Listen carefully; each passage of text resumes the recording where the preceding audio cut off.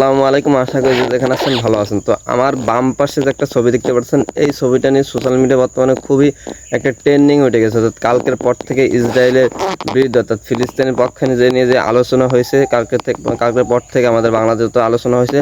তারপর থেকে ছিল বাটার শোরুমে ছিল অনেকে হামলা চালাইছে, অনেকে চুরি করছে, বাটার শোরুমে অনেক ভাঙচুর করছে। তো এরপর থেকে এই ছবিটা কিন্তু ভাইরাল হচ্ছে, যেটা দেখা যাচ্ছে অ্যাভেলেবেল, মানে প্রায় জায়গায় ফেসবুকে ঢোকার সাথে প্রায় জায়গায় দেখা যাচ্ছে যে এইখানে চোর হিসেবে আখ্যায়িত করা হচ্ছে। আসলে এই যে ছবিটা দেখতে পাচ্ছেন, এই ছবিটা সম্পূর্ণ এআই দিয়ে তৈরি করা, যেটা আসলে এটা যদি রিসার্চ করেন সেক্ষেত্রে বুঝতে পারবেন। তো আমি এই ভিডিওর মাধ্যমে আপনাদের সব কিছু দেখাবো, আপনারা তাহলে বুঝতে পারবেন যে এটা এআই দিয়ে তৈরি করা নাকি অরিজিনাল ছবি। আপনাদের একটু যে সব কিছু দেখা, প্রথমে এই যে লোকটা, এই লোকটা একটু আমি জুম করে দেখাই। তো এই লোকটা দেখতে পাচ্ছেন একটা মানুষের কয়টা হাত? দুইটা হাত। তা দেখতে পাচ্ছেন একটা হাত কিন্তু এই, তার আর একটা হাত হচ্ছে এই। তাহলে এই যে হাতটা, এই হাতটা কার? এইটা একটু বলেন।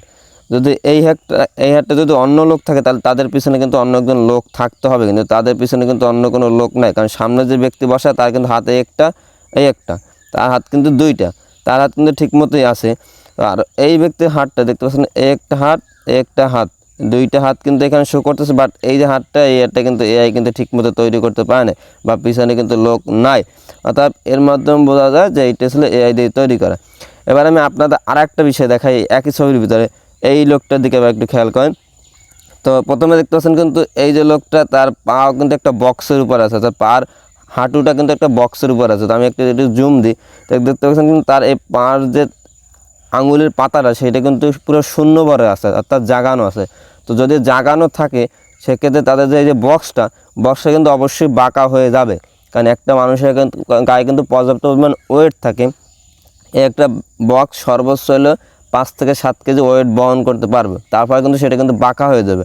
আর এই যে লোকটা পা দিছে, একটা লোকের পায়ে যতটুকু ওয়েট আছে, এই ওয়েটটা যদি সম্পূর্ণ বক্সের উপর দেয়, তাহলে বক্সটা কিন্তু বাঁকা হয়ে যাবে বা নষ্ট হয়ে যাবে। ও তারপরে আসলে তার এই অন্য হাতটা দিকে খেয়াল করেন, বা এই হাতটা, এই দুইটা হাত একটু খেয়াল করেন।